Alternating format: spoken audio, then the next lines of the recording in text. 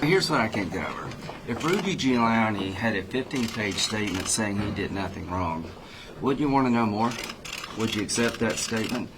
I've got nothing against Bill Taylor. It's the process. You're asking me, do I believe something based on a statement that hasn't been tested? I cannot tell you how disgusted I am with this process. Morning.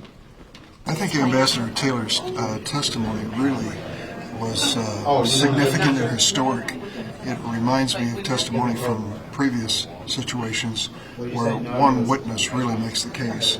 Here is a professional, a man who has served at the highest levels of government in our military, who stepped up and recounted with specificity exactly what happened, what we believe happened, that led up to the president's phone call and followed. So I think he was a very important witness, and although I didn't hear his testimony personally, I think it's going to change a lot of minds. And what about the president's comments on Syria? Are you happy with this outcome? This president is completely out of touch with what he's done with that reckless phone call to Erdogan in Turkey.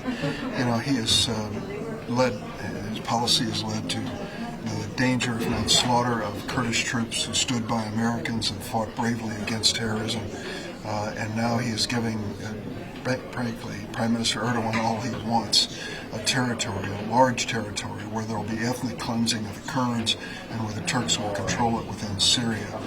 This is no victory. This is no time for the president to be claiming that he has won some great battle for America. Exactly the opposite is true. What do you think about the Republicans? They're complaining about this whole impeachment process is behind closed doors. They tried to storm the SCIF yesterday. Is there any? Listen, should it be out in the open a bit more? I've been engaged in political theater at various times in my life. Usually, when you have no substantive argument to make, you try to get a headline arguing against process or getting attention. And what happened yesterday does not move us forward in the pursuit of truth.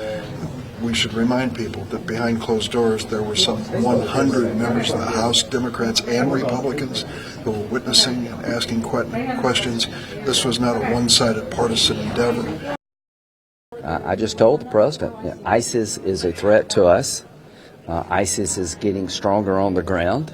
When Obama withdrew from Iraq, what I said happens is going to happen. Now, you got a chance here to end this okay. If we can get a safe zone that protects the Kurds from Turkey and vice versa, that would be good. That'd actually be historic. If you can find a way to secure the oil from Iran and ISIS, that's in our national security interest. You got to have a competent force on the ground to make sure that Kurds do not feel abandoned and ISIS doesn't come back. If you do all those things, it ends well. If you don't, it's going to end poorly. So let's judge the president by the final product. The adjustments he's made so far are encouraging, but we're not there yet. Senator, why are you not going to do this letter that all 53 Republican senators you're trying to get signing on to raise concerns or reject the impeachment inquiry? Why are you doing that? Yeah, I'm doing a resolution instead, focusing on the process.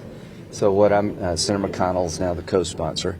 We have a resolution urging the House to adopt the same procedures that Clinton and Nixon had available to them to call witnesses, defend themselves.